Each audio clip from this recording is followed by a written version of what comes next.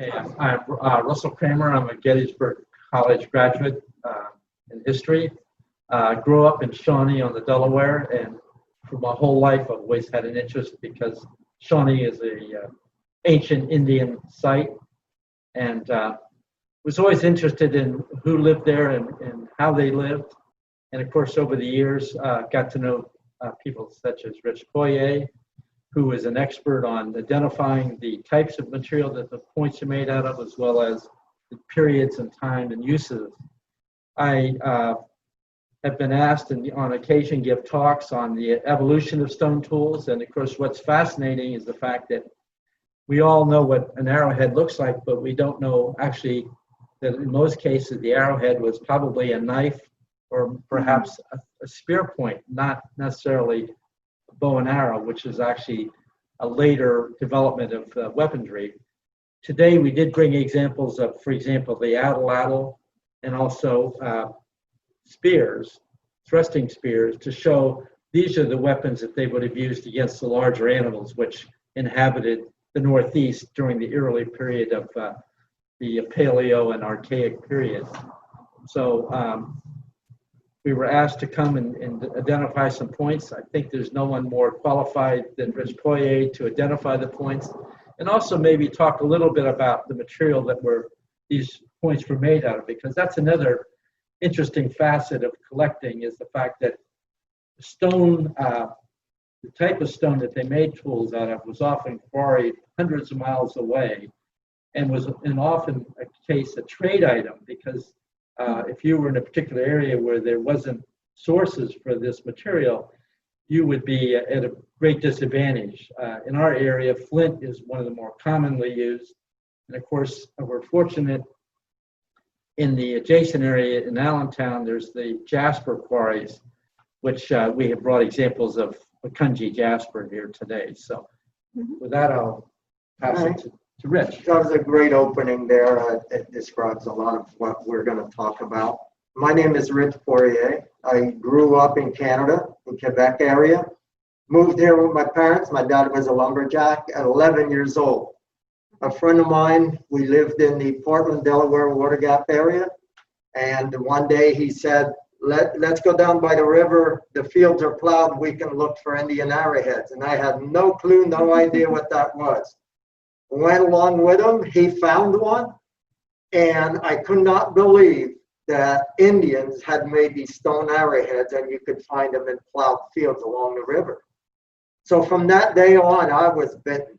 I had to find one, and after I found one, I had to find 5, and it just multiplied and became basically a lifelong, really great hobby. I've been collecting in this area my whole life, and also started collecting in Ohio, Indiana, Tennessee, and Kentucky. Also with Indian stone arrowheads, you have other tools that the Indians used, meaning in the later woodland period, they were making pottery vessels. Before that, they were using steatite vessels, and that was the late Archaic. Going back, we don't really know for sure if they just used leather as vessels to carry things, but not so much for cooking. The arrowheads that I was finding. And so that put me on a quest to find where did they get their stone. As Russ mentioned, being in the Delaware Water Gap area, the Delaware Water Gap Mountain actually has a vein of black flint that runs for roughly 15 to 20 miles. A lot of the local Indians utilize that flint for tools. But the preferred material was the jasper, which was 30 miles away down in the Veracruz, Allentown area. So they traded and also traveled to that area to get their stone. Being a little bit further north here, you have a mixture of rock which comes down the Delaware, which is a Norman skill flint that's usually found in the upper Hudson Valley area. And so being kind of in the middle, they've gotten stone from the Hudson Valley and also gathered and went for stones in Delaware Water Gap and also the Allentown area. So some of the tools that I just peeked at that are in your small collection, I see they have a variety of materials that come from both ends. Also, if they did not have those fine flints available, they would utilize what was at hand, which could be slate, other metamorphic rocks that might have been available. In other words, if you don't have what you need, you make do, and you use any type of rock that might flake and hold a sharp edge. So basically, what we want to do is identify what you have. We brought examples. Most of what we brought actually are items that I made.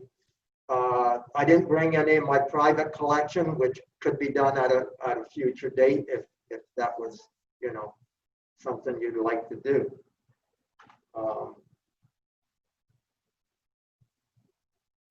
In that instance, I don't know if Russ wants to kind of explain his poster, because we're going to cover every time period of this poster in talking about these artifacts. Yeah, we can talk about it together, Rich. Yeah, so just explain your poster there. The purpose of the poster is to show the periods of time that we're talking about. So often you mention to someone, particularly younger children, that these things are ancient.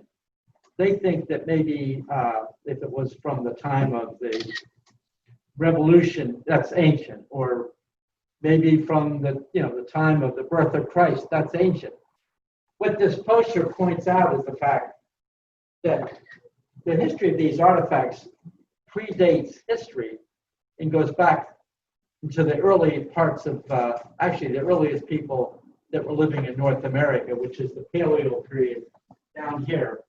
This star at the bottom of this chart indicates the date that an Indian tribe came to Delaware Water Gap, camped along the river at Minisink Hills, and made tools and actually fished there. And this really gives you an idea. The dates here, for example, this is Stonehenge, which is considered an ancient site, obviously, but that's only halfway up the chart. So to really enhance the fact that when you pick up an artifact, you're really picking up something that is really, really old, and it relates to a period of time that we know so little about, because these tribes had no written language, and most of the things that they've created are long since gone. So the only thing we have left that we can identify to try to figure out what they made and what they did was the artifacts, the stone artifacts. So basically our knowledge of these tribes is pretty much determined by the tools they made and how they used them. And of course, if you look at the evolution of tools, you can certainly figure out when they went from a primary hunter-gatherer to a farmer-fisherman or to the later cultures. And we did bring examples of the weapons they used and some of the tools they used to, I think, show. And I think in your collection of things you do have a few tools that were used for grinding, and that's indicating farming and other areas. So, Rich. Starting from the top, Columbus, when he discovered America, actually South America, when the first people from Europe landed on the shores, they were met by tribal Native Americans, which means they were in groups, kind of in villages. Being in villages, they grew their own crops. They did not have metal in our Northeast here so much. So most of their tools for cutting, for hunting, were stone tools. And in your little small collection here, I only see one type point that was truly an arrowhead, and that is the triangular point. And this would have been called the Lavana point, which was named by archaeologists digging on sites in the Northeast. This would have been a true arrowhead being used on a bow and arrow. So the bow and arrow is roughly 2,500 years old. Prior to the bow and arrow, there was another weapon which I'll be talking about. But this was a major development. And the development came because the animals which were here prior to 2,500 years ago might have been buffalo, caribou. As the weather warmed, they moved north. Therefore, the need for a sleeker, faster, a weapon that could be utilized for killing smaller animals like deer, beaver, whatever, was necessary. And so the bow and arrow became a development. And the points that were made at that time are much smaller, sleeker, lightweight. And I only see one point that would have connected to the later woodland period, which is basically a contact period with the white man. As we look at some of these artifacts that you have here, we're going back from woodland to late Archaic, Middle Archaic, and Early Archaic, which encompasses, if you can see this, the purple, which is a major time period where another type of weapon was used. And the Native Americans not so much were in villages and grew their own crops, but were hunter-gatherers. And as you move from early Archaic up to late Archaic, there was a major change, bringing in the bow and arrow and also cultivation of crops. So as you see, this period was large, from roughly 8,000 years to 2,500 years ago. And the type of weapons and the type of arrowheads that they were making changed because of the hafting procedures. So if the handles changed, the hafting area of these stone tools had to change to fit into the handles. 95% or more of artifacts that are left from the Native Americans are stone tools because they do last for basically ever. So there's a lot of question into what were these arrowheads fastened to. Well, we know about the atlatl, we know about the bow and arrow, the wooden tools that they were using. And also a lot of these stone tools were made to work the wooden tools, the wooden handles. And I'm going to show one here. So here's a stone tool that you would find, which is called a gouge, which was used to make dugout canoes. So if you find the stone tool, now you'll never find what it was attached to because it would only last 100 years in the most. So today, to find any kind of wood hafting or bow and arrow or atlatl that was made of wood is basically found in caves where the weather and the atmosphere was just right for preserving. And what we know about how these stone tools were hafted comes from Arizona and some of the caves in the central part of the country. But in my whole lifetime of collecting, I have never found a wooden or a bone tool.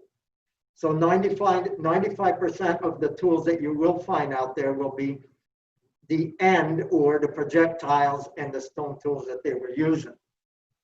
So you could see this being almost like a hatchet type thing was being used to actually dig out canoes. And it had various uses. That wasn't the only thing that this tool was used for.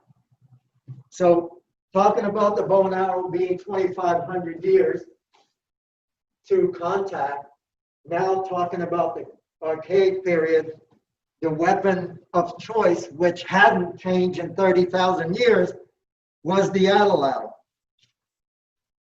Atlatl is a Mayan name for a spear thrower. So this weapon is actually really complicated, but yet simple. If you take a spear and you throw it by hand, you're only going to go 10 to 20 yards. And the only power it has is what you can muster in your arm. But if you add another 2 feet onto your arm and hook it on the end, and look, I'm shaking. On the end, now this weapon can not only have your arm power, but now you can fling this another three feet further and gather that much more power in its delivery. This weapon can be anything from 10 to 60 yards with effectiveness. Over a hand-thrown spear, it multiplies your power 10 times. There was studies, and actually buffalo killed with the atlatl to find out exactly how powerful they were. And the atlatl almost went right through the animal. This weapon, we call this the thrower, was a piece of wood with a hook on the end, which was probably made with bone and leather from an animal.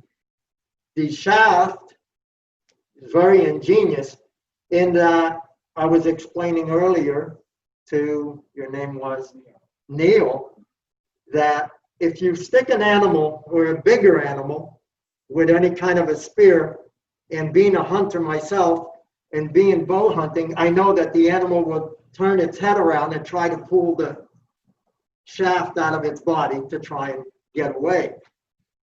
Well, the early men solved that problem by making a foreshaft, so that, as Russ was mentioning, you can carry 2 or 3 handles and a dozen foreshafts.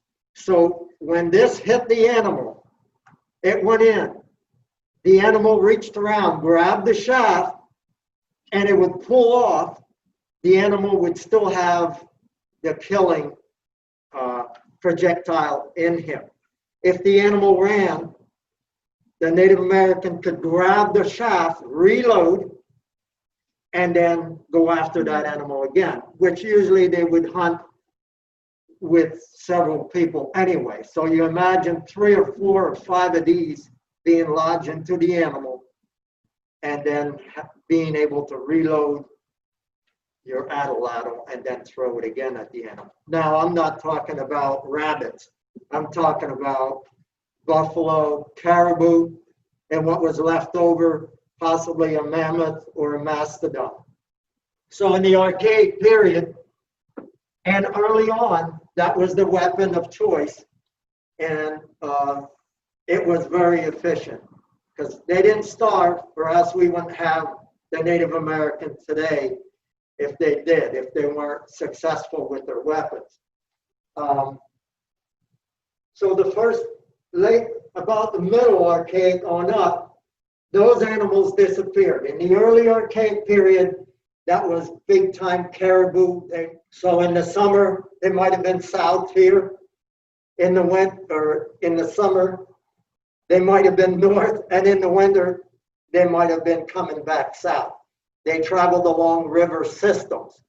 So if you look at the Delaware River and you look at the Susquehanna, you would have more trade from Philadelphia to Albany, New York, because of that river system, than you would have them trading with the Susquehanna Indians, because they traveled along the river systems. Therefore, we can find stone from 100 miles away, north and south on the Delaware, and not so much stone from, let's say, the Susquehanna River drainage.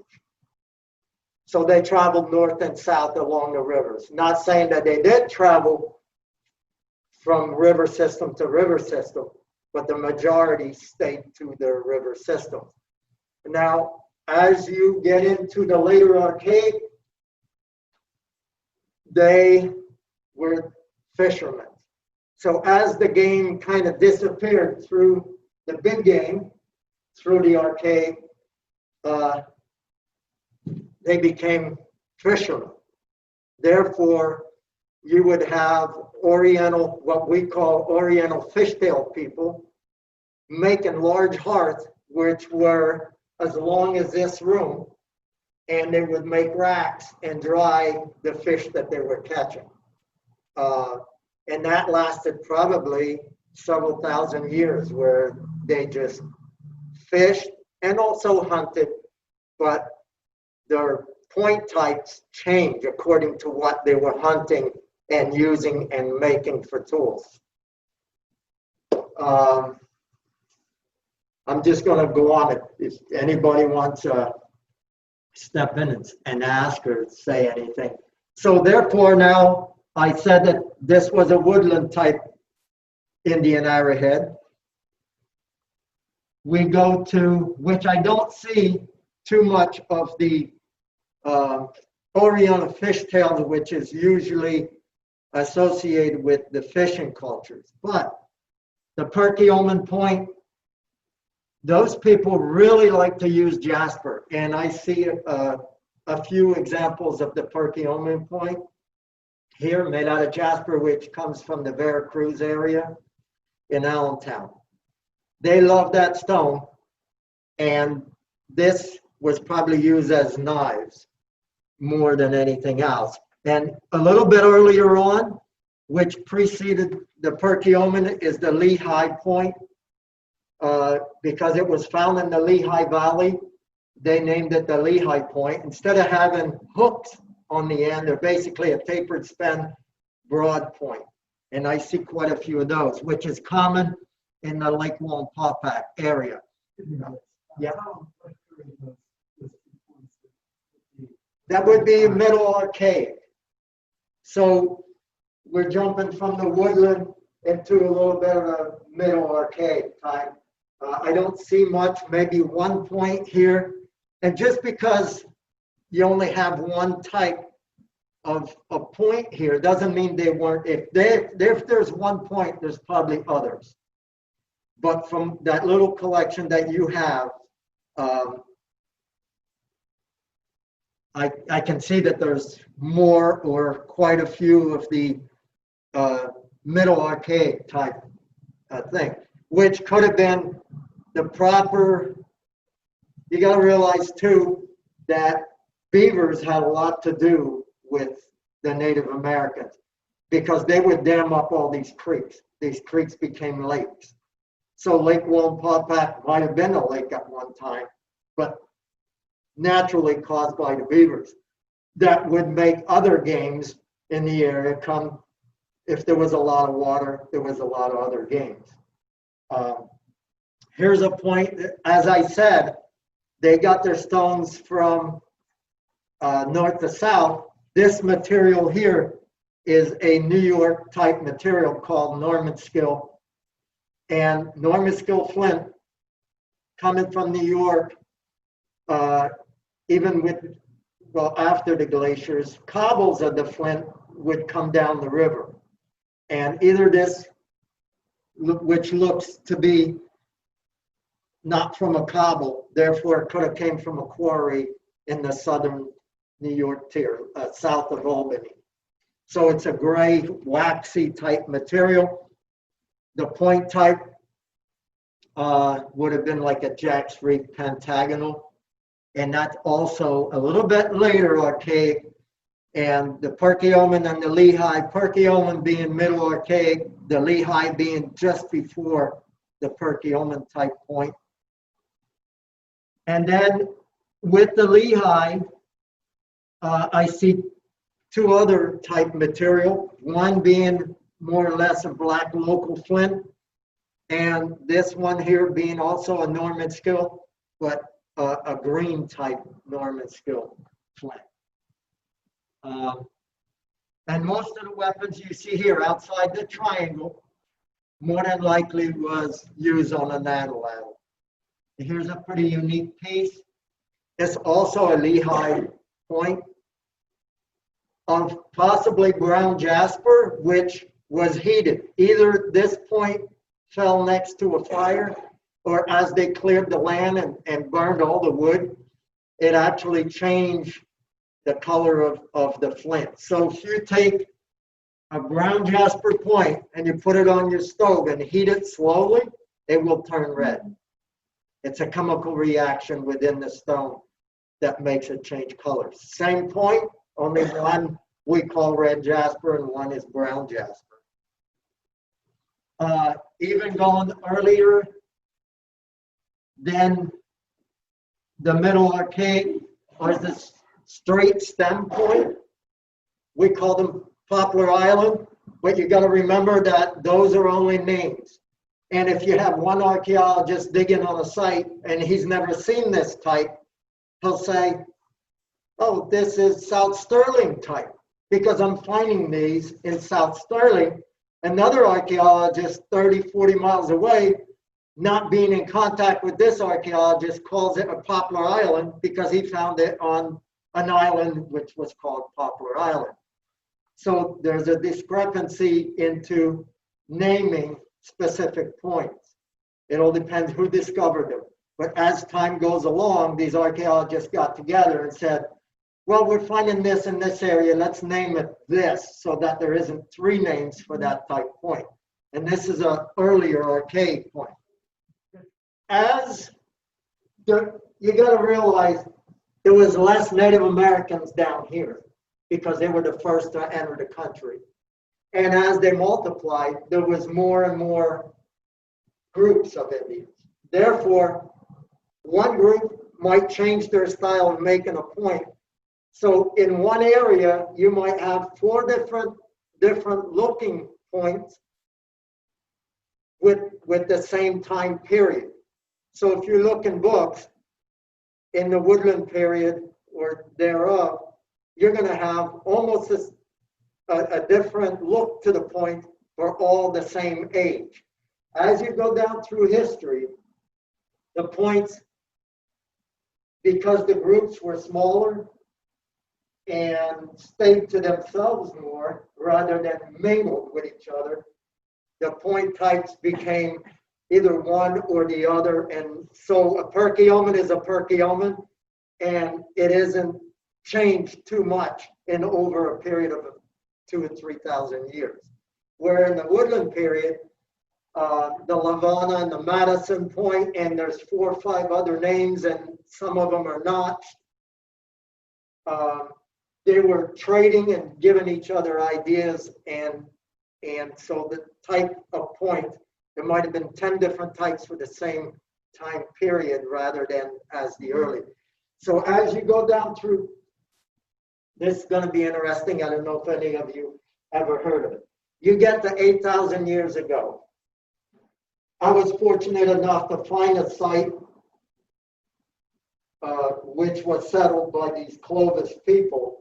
And I have like 6 or 7 of these Clovis points and all tools associated on this particular plot of land that they probably stayed there for a few days up to maybe a few weeks. And therefore, when they were staying in one area for a period of time, they used up their tools, tossed the tools they had, made new tools, and that's how we end up finding the tools on their campsite. They're basically used up tools. And there are exceptions where if they might have made something fresh, put it to the side, and the children might have grabbed it and ran with it and lost it. And so every once in a while, you find an unused projectile point, which usually is quite a bit larger, at least a third larger than what the utilized points were made of. So the tool you would use the most is the tools you're going to find on sites the most. If they were there killing animals, then you'll find projectile points. If they were there to make clothing, make pottery, then you'll find tools associated with that. I can get carried away and make it very boring, but it's not boring to me. But if you have any questions on anything that I'm saying now, and we went back down to Clovis time period. but there's so much in here. I mean, they were making items not only to look pretty sometimes.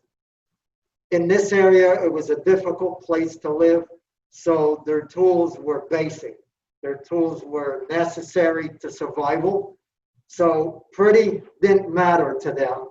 It was only making something that they could utilize to survive. Now, I brought, which I didn't see in your small collections, are pottery shards that I've collected along the Delaware River.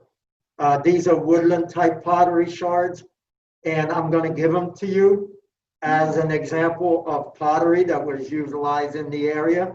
Although we didn't see anything in your collection, doesn't mean it isn't there. It means that maybe the collector didn't notice them or wasn't aware that these were pottery shards, because they don't look like much. They look like crackers. Every once in a while you have some with designs on them. But if you're looking for stone tools, sometimes you overlook these pottery shards. Most pottery is in pieces just like this. It's like a jigsaw puzzle. Very difficult to put back together, even if they're found in the same group, because they'll deteriorate much faster. Made of clay. Sometimes they grind flint and threw it in the mix of clay to make it more resilient. Sometimes they would take hair from animals and throw it in the clay, which helped bind the clay together. So these are going to be yours. Thank you very much. And so some of the things that we brought, we showed the axe-like type device. This is a knife that I made for Russ when he does his talk. It's just a large piece of flint made into a knife with a leather binding so it doesn't cut your hand. Now, this large of a knife is very rare in our area because they didn't find flint to make such a large knife. If they found a piece of flint this large, they would rather make 10 arrowheads than one knife for their use. But a lot of the arrowheads were used as knife also. There's one example here that would have been at least 5 or 6 inches long, and it's broken in half. And so this probably was just a large knife. No, that's been hafted. Definitely, yeah. What does hafted mean? Hafted is put on a handle. Okay, so it could have been a wooden bone handle. There have been several examples out in the Midwest where anything this large would have been a bone handle and then lashed with sinew, used as a knife. Okay. Yeah. Usually the larger stones like this, a lot of them were used for hammer stones to break down the flint.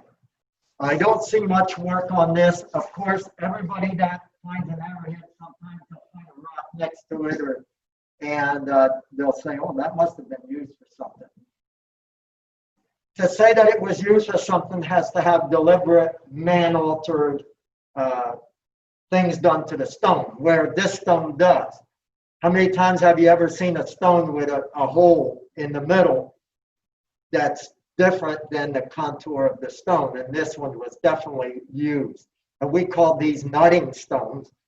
From experience and also from research, is that of the nuts coming down off the trees at this time of the year, they would gather a lot of nuts and break them open and put them in storage vessels for the winter. And so if you put a nut in that little hole and take another rock and smash it, the nut doesn't spit out the side. And that's all that these dubbed also for a hammerstone, which this one doesn't seem to have been battered on the end. So this is a nutting stone. And here's another nutting stone that has double pits. So maybe they put 2 nuts in that one and crushed. Also, this one shows battering on the ends. So this one was used also, for either crushing the nut or to assist in making the arrowhead. So you got two nutting stones here. And then the other stones that you have here, that's two particular pieces here that stand out. This one here, which looks like a normal rock that we find in the river, but if you turn it over, there it has been struck from different sides to create a handle. And we call these pestles for maybe inside of a wooden bowl to crush, mix. Also on the end, there's some battering on the end, but this is what indicates that this tool, this stone, was definitely altered to fit somebody's hand. And we call these pestles. They come in different sizes. So this is a very unique piece. And I've found several in my lifetime of collecting.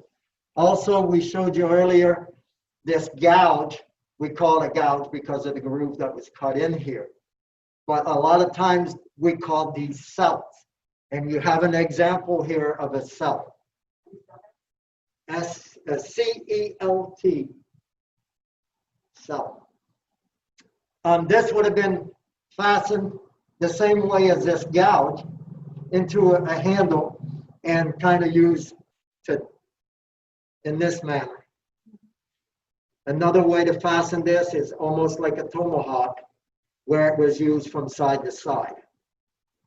But this is a celt made of probably just a river stone, altered the same way by striking both sides. Now, we have a rock here that was either started to be manipulated with a pecking.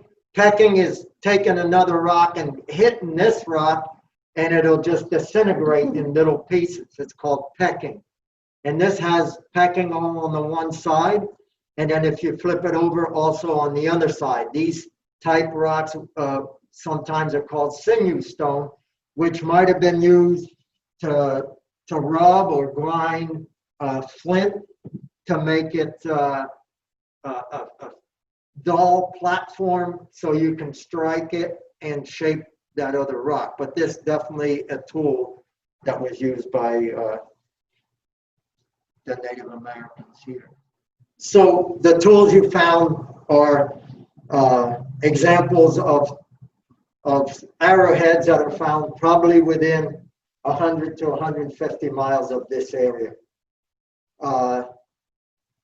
Nice examples, but pretty common. But if you go out and try to find one today, because of the farmers just disappearing and they're not using the deep plow techniques anymore, you'll be looking for one of these for years and probably won't even find one. So it's nice that somebody donated that small collection as a local example of what the Native Americans used for tools. Hammerstone. Yes. A little. They also made other tools that we don't have here as a type, net sinkers. They would make nets and put weights, little net sinker stones all the way around and kind of throw the net out, I guess, to trap fish. Also other tools that are not represented here that were available.